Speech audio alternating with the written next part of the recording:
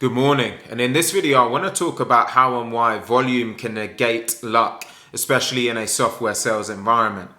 Now, we're in an era right now where AI is on the rise, the premise of personalized messaging is on the rise, and so what I see from a lot of salespeople is they're spending a lot of time trying to create the best message or doing the optimal amount of outreach. And sometimes I'm speaking to salespeople and they're taking about an hour just to send one message to a target persona.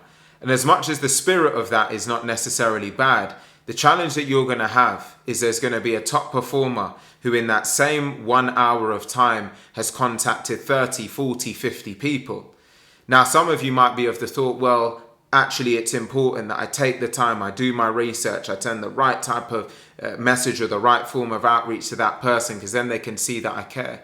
But then what if I told you that that same person you're reaching out to has got 30 other people contacting them that same day? Now you might then say, well, I'm likely to stand out because I've done the work and I've done the homework and I've done the research. But then I'm going to say back to you that as much as you can say all of that, the reality is that the stats tell us that at any given time, there's typically about 5% of people, 5% of decision makers that are in some way have some form of openness or propensity to be willing to engage in a conversation because they have some form of need. Then there's about 50% who are just not interested. They're just not interested in what you do. And then there's about 45% of people that may have interest, but the timing just isn't right. So no matter how good your message is, no matter what form of outreach you have, the timing is just not right. So you're vying for 5%. Now, don't get me wrong. If you're doing a great amount of personalization, a great amount of research, if the person opens your message or if the person answers your call, you probably have a better chance, or you do have a better chance that they will be responsive because of the homework that you've done.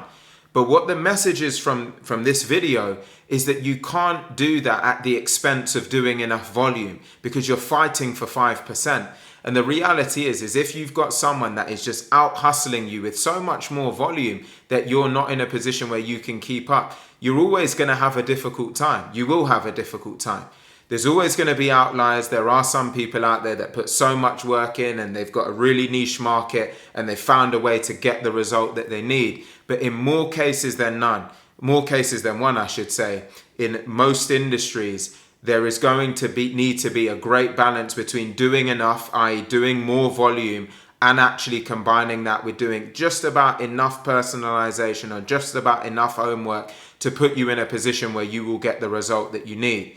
And this is, when I say enough homework, it's looking for compelling events in an industry or in a segment and leaning on that versus trying to find out the name of someone's cat or dog and then leaning on that as your personalization. You're just generally not doing enough. And I saw this when I was a VP of sales, seeing certain salespeople that just weren't doing enough outreach and they're spending hours and hours and hours and hours on research only to not then get a response because the target persona that they're trying to get in touch with have got so many other people trying to do the same thing.